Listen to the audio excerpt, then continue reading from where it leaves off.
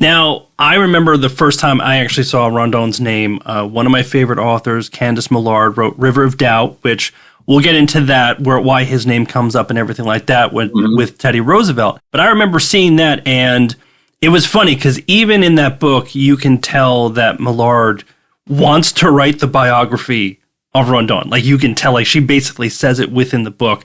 When did you first hear about him, and what made you decide, I got to write a biography? First time I heard of him, I would say, was in the fall of 1978, the Northern Hemisphere fall, which is when I went to the Amazon for the first time. And the first place I went was to the territory of Rondonia, now a state. And it was tough.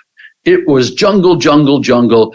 And it was hard to get around, and there were insects and disease, and it was just very challenging, very difficult.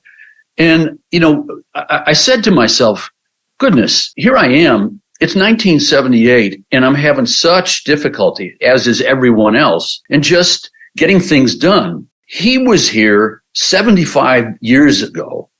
There was nothing here, and everything that's here now is based on his initial efforts. He must have been a really extraordinary, tough as nails individual, and I want to learn more about him.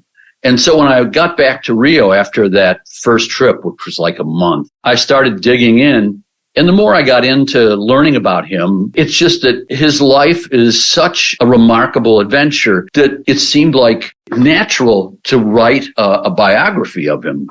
It took forever for me to get to it because a project like this really requires, you got to be all in. It's not the kind of thing you can do evenings and weekends.